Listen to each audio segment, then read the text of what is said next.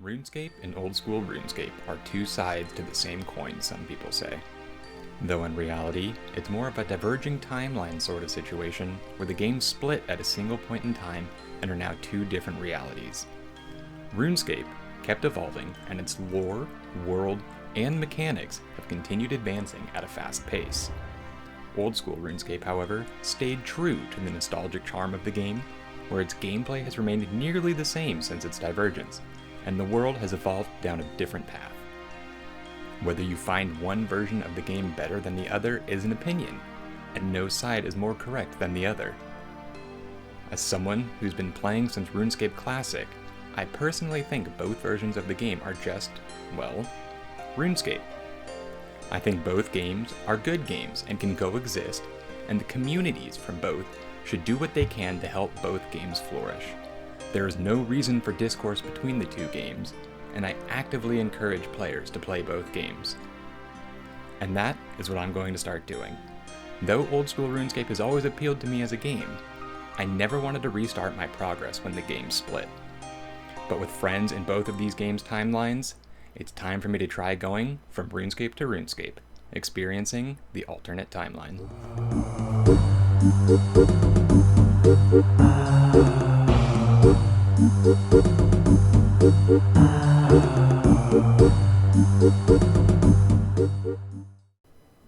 Hello again everyone, Kamori here, and welcome back to RuneScape, this time for episode 38. We are slowly making progress in some of our skills. We are slowly working up towards base 50s. We did just hit the 45 milestones, but you know, not really in any kind of hurry. I'm just kind of playing it and having fun as I'm finding stuff to do. Starting off, level 50 wood cutting though. It said I had like 10 more logs to cut, and then I got the level at like 4 logs cut, so I'm not too sure why the EXP was so off.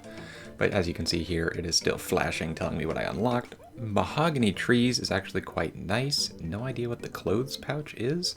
That might be like a hunting thing from the Hunter Guild. No idea, but it is a nice level. And then of course, with the logs that we just cut, head down here and burn them. And this is kind of a big unlock because my friend was talking about wanting to start doing this at some point soon, maybe after the Defender grind, but level 50 gets us Winter Taught.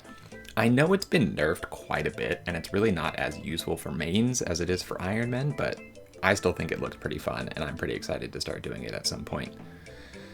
And we're back here in the never-ending bot war of trying to mine gems in Shiloh Village. Every world, there's just bots in every world. It's actually kind of insane. I usually just try to find 2 or 3 worlds that only have like 1 or 2 hopping back and forth, and I just cycle between them. But it's brutal. Some of them have so much, like they'll have like 108 mining or something, and they just walk in and just like 1 tick every rock, and it's like, cool, thanks. Like I stood a chance, you know. 47, 48, and 49 though, going all the way up to 50. I don't have a plan for a lot of these gems right now, but I figure it's probably the best thing for me to be mining. Level 50 coming in quite nice. What do we unlock? Volcanic Mine. Honestly, something that I didn't have the biggest interest in, but it might be kind of fun depending on how the EXP is. Volcano I think sounds more fun, but that's a long ways away. Got a couple clues here to unlock. We got a beginner clue. You know, you don't win them all. You know, some of them are just really not even worth opening. We got a medium clue here though. This is the 3rd one ever. Can we get the green? We get 2 pieces of green items, but not the ranger boots. Kind of. It would be so cool to get spooned rangers or something early. Like, I know it's probably not going to happen, but we'll continue on with our questing grind here, though. Here's one that I've had access to for a little bit, but I've kind of been putting off just because I don't have a specific goal for the reward yet. But, you know, maybe cooking gauntlets or something to help me stop burning all the salmon and things that I'm catching. But we're going to go ahead and get started on the family crest. Speaking with Domintheus, basically he had 3 kids. They all went off to fight in the war. They all took a piece of the family crest with them. And then he hasn't seen them since. He kind of thought they all died. But he got news that one of his kids is to the west of White Wolf Mountain trying to make it as a cook. It's his oldest son, Caleb. You come over to Catherby, you speak with Caleb, and you're like, hey, your father wants me to get the crest. Can I have your piece? And he's like, well, I suppose if it's my father asking, but as the eldest son, like, I feel like rightfully I'm the one who should be inheriting the crest. But if you really want to take it, like, I'm struggling to become a chef. Like, if you can help me with this fish salad. Bro lives in Catherby, cannot get his hands on fish. You're struggling more than you realize, dude. He wants you to bring him 5 different kinds of fish. Got them with me right here. He wants you to cook them for him too, kind of thing. You hand them over and he's like, perfect. Thank you for helping me with this one dish. Here's my family crest. You didn't bring proof that my father was asking for any of this, but you brought me 5 fish, worth it. I'm like, do you know where any of the other ones are? He's like, we haven't really kept in contact ever since we all split. Like, we all wanted to keep the piece. None of us wanted to give it up, and we were all too embarrassed to go back to our father without the crest completed. He's like, but one of my siblings, Avin, is somewhere off to the desert to the east of Lumbridge, trying to do something with gold. You make your way over to Alcarid. You have to speak with this gem trader before you can actually speak with Avin, which is a very strange concept. But you're like, hey, do you know anyone named Avin Fitzharmon? He's like, ooh, Fitzharmon, that's one of the Varic nobility, isn't it? He's like, actually, yes, I have seen someone around here. He's wearing like a yellow or a gold cape, ha ha ha, saying something about needing perfect jewelry and blah, blah, blah, and perfect gold, and my gems weren't good enough for him, and maybe I told him there was gold out in the desert to the east, or to the north of here, so maybe he's up there somewhere. You find the one guy up here at the Alcarid mine. You're like, hey, I'm looking for Avin. And he's like, hey, I'm Avin. And I'm just like, I'm here to collect your part of the family crest. And he's like, which one of my no-good brothers told you to come out here? And you beat the shit. No. You tell him, you're like, no, your father wants it. And he's like, oh, well, that's kind of a different thing altogether. It's my father doing it. Like, I guess I can give it to you, but I can't just give it up. Like, I need you to help me. I'm trying to impress a woman. I'm trying to woo her. And she deserves nothing less than the absolute greatest, the most pure, highly valuable gold to make some jewelry with rubies in it. If you can do me a favor and get your hands on some perfect gold to make jewelry, a ring and a necklace, I will give you my family crest. And I'm like, sure. Do you have any idea where to get this perfect gold? And he's like, I had a lead. At one point, there was a dwarf named Boot who knew where some high quality gold was, but he went back home under Ice Mountain, and I have no idea how to get there or where to find him. And I'm like, I got this. I know. I'm homies with Boot, you know? I go talk to Boot. I'm like, I'm looking for some very high quality gold. And he's like, the only really high quality gold I know of is under Witch Haven next to Artie, which, very weird that would be a place for him to know where high quality gold is and them not have like a full team of dwarves there just mining it. But, you know, it is what it is. It's part of a quest.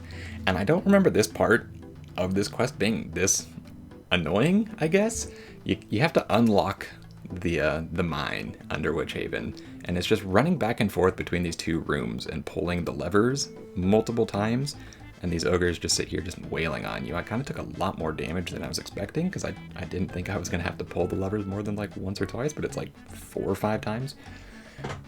You finally get it unlocked, and then you have to mine 2 different pieces of gold, and of course the hellhounds in here.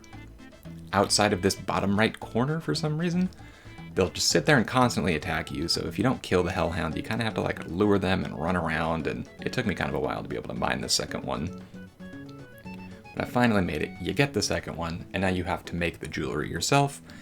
Because of the Artie Cape teleport, I tend to use the Artie furnace quite a lot, and it's funny because I feel like this is such a useless furnace and no one uses it. Be careful not to make 2 necklaces. You gotta make 1 ring and 1 necklace, and then you have to bring those back to Avin. And I'm like, here, I got your jewelry. And he's like, these are exquisite. Hell yeah. And he's like, here's my family crest. You're probably looking for the final one, my brother Jonathan. I'm like, I never told you anything about Caleb. How do you know Jonathan's the last one? And he's like, he's up at the bar next to the Wildy by Varric. Like, he is doing stuff. He was on a quest somewhere. You come, you speak to Jonathan. I like how two of the sons are like right next to Varric still, and the father's like, I haven't heard from them in forever. It's like, especially Jonathan. Like, Jonathan, you still live in Varric. Like, what do you mean you haven't heard from this guy? He lives in the same city as you still. Jonathan's poisoned. And I'm like, okay, I'll cure your poison. And he's like, oh, wow, thank you. You know, that everything's instantly better. Bro doesn't know what anti-poison is, apparently. And I'm like, I need your piece of the crest. And he's like, unfortunately, I don't have it. I'm trying to kill Chronozon, a blood demon in Edgeville Dungeon. And he kind of kicked my ass, and I dropped all my stuff. So he probably still has it. First time going into the Edgeville wilderness here. Hopefully there is no one here. This is kind of a very memorable quest. You have to cast one of each of the elemental blast spells on Chronozon to be able to kill him. Unfortunately, there was someone here in the wilderness. Steve Volt. Don't think he was really going to hurt me, though. He's down here in like black gold robes fighting chaos druids. He could be a scout, though, but I ain't going to spend too much time down here, so make my way on in, keep prey magic or melee up the entire time. Chronozon just starts fighting me before I get here. Like, what's your beef with me, dude? But I am down here to kill you, so maybe you could sense that. Cast one of each of the spells. Air, water, earth, fire. These 4 nations once lived it. No, I'm just kidding. You know, and then just whoop them. You don't get EXP for the casts outside of the cast EXP itself, apparently, but I do just chunk this guy to death so quickly. He drops the crest part right away. Grab his ashes, and I get out of here. Use the crest pieces on each other to create the crest, and then you bring it back to Dominithius, however you say his name. And he's like, thank you so much. Like, I don't really have the most to reward you with, but I have these mystical gauntlets, and if you ever lose them, like, you can always come back. They'll find their way back to me, and you can bring them to one of my sons, and they'll be able to imbue it with a special power. And this is how you get either the Chaos Gauntlets, the Cooking Gauntlets, or the Goldsmith Gauntlets. You can only, as far as I know, have one of them at a time, and you have to keep changing them back and forth. I don't have a particular preference for the 3 right now. I think the Chaos Gauntlets are kind of useless, so I might just go with Cooking Gauntlets at some point in the future when I'm going for a level 50 cooking. But Goldsmith Gauntlets, I think, end up being kind of the best, because that's a really good smithing EXP, but I'm not doing Blast Furnace or anything for kind of a while, and so I don't really have use for him at the moment. I'm still enjoying Giant's Foundry too. Making my way back to Varlamore now, though. There is a new quest again for me. Meet and Greet is a new one, so I did slowly go through this quest. I read all the dialogue and everything, just because any of the new quests are exciting for me to read, because quests in this game, honestly, I think are great, especially small ones like this, where it's like there's really no relevance to any like world-changing events or anything. Emilio wants to build a kebab shop.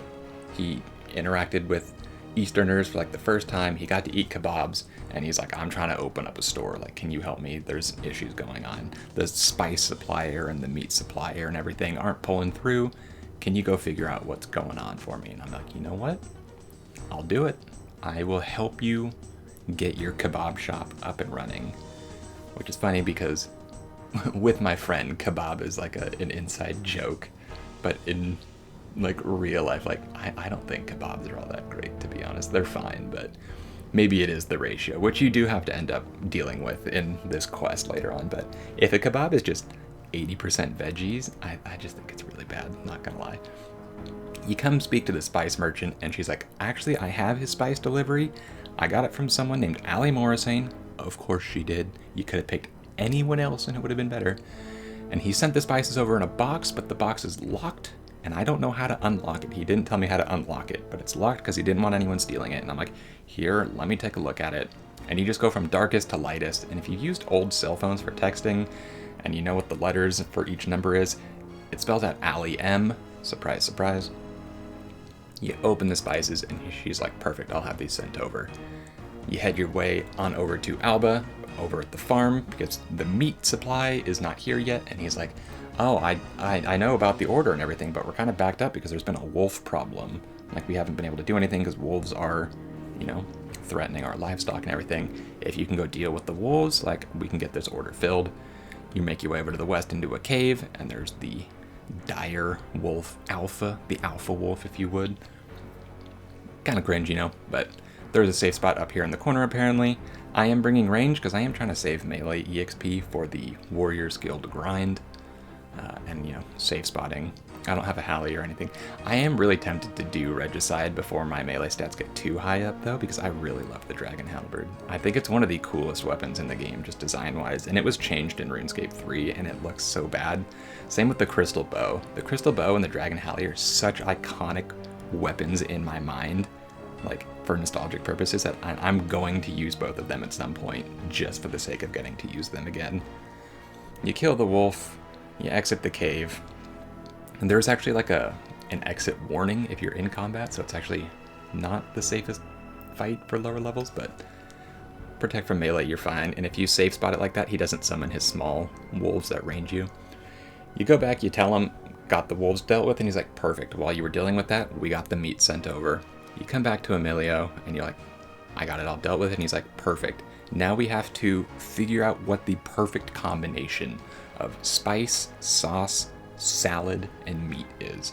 So you're supposed to talk to all the three like test people that he brought, 3 local drunks from the pub, and you're supposed to figure out like what their preferences are and put it all together and everything. And of course the Quest Helper plugin solves that for you, but it is probably the correct ratio anyways. So there has to be something that is 1, 2, 3, and 4 portions. And so you start with the meat, 4 portions of meat, which is correct. You need more meat than anything else in a kebab. Honestly, in most dishes, you really should have more meat than anything else if you're mixing it all together. And then sauce, you get 3 portions, because you got to get lost in the sauce, you know? It's just kind of a rule of life. And then 2 portions of salad, and then 1 portion of spice, just to salt bay it on the top, you know? Get everything a little flavored, but not too overwhelming. And you're like, that's perfect. He's like, cool, let's see if this is the right combination. Bring this over and have them taste it and let me know what they think of it. And I'm quite hungry right now doing this quest and recording this, so it actually sounds really good, even though I just said kebabs aren't exactly my favorite, but it would slap right now, not gonna lie. Renata's like, this is brilliant, perfect. You bring it back to Emilio. Can you not hear her say it was perfect? Like, the window is just a hole in the wall. Like, you can see us out there, you can hear her, but sure enough, I'm like, it's perfect, we're done. And he's like, not quite. Now we have to market it. That's right, we gotta run advertisements. We can't escape ads anywhere, people. You're paying for RuneScape membership. There's ads in RuneScape now. Shout out to the worst poll of all time. But no, so you make your way over to the Coliseum, you're speaking with Lelia, and we're like, hey, trying to run an ad for Emilia, and he's like, oh, great, another one of his brilliant ideas. We're still dealing with the aftermath of his last idea. And I'm like, oh, is this like a common thing? And she's like, yeah, he just kind of has a lot of trash ideas. And I'm like, well, this one's actually really good. And so you give her one of the kebabs and she eats it. She's like, you know, he might actually be onto something this time. You know what? Sure, we were booked up, but someone pulled out last minute, and so you can take their slot. It'll be really easy. You go into the Coliseum. There's going to be a Minotaur there. You eat the kebab and you'll punch the Minotaur, and the Minotaur will be like, ugh, and go down, and everyone will be like, ooh, the kebab is great for fighting and refreshing yourself after extraneous effort of anything. And I'm just like, that sounds kind of sus. Is a Minotaur just going to let me punch him and act like he goes down? And she's like, yeah, why would he not? And I'm like, I don't know. I don't really know much about Minotaurs except for the ones in the stronghold that you kill all the time, but I'm like, do I have to do this right now? She's like, well, it's either right now or we're booked up for a couple weeks. And I'm like, I know the Minotaur in this fight is weak to like stab or slash, but again, I was like, I'm trying to level it with range. Was not a great idea. This fight ends up taking forever with range. I only brought Addy arrows. Maybe Rune would have been a little better, but I don't exactly have no range offensive stats. But of course, the announcer talking about, ooh, there's going to be Coliseum stuff, but before that, we're running ads. You know, it's like, what is this, Netflix? YouTube with the unskippable 90-second ads that they said wasn't a feature, but for some reason it was actually happening, so whoops. Oh no. And so the Minotaur attacks 3 melee attacks, and then we'll do a magic special. While it's above 50% health, and then under 50%, it starts attacking faster, and it will do 2 melee attacks into 1 magic special. And then I think at 25%, it might even go faster again, but it's the same pattern. So if you do prayer flicking and switching correctly, you technically will take 0 damage, but I was being very lazy, and then I didn't realize that the magic special attack wouldn't have a hit splat of 0 if you were praying melees, or praying magic, so that kind of threw me off in the beginning. But I sped up this fight because I think this fight ends up taking me like 5 minutes. Like, I was just not hitting, and I didn't bring a lot of prayer because I didn't know it had this much health and I would do so little damage.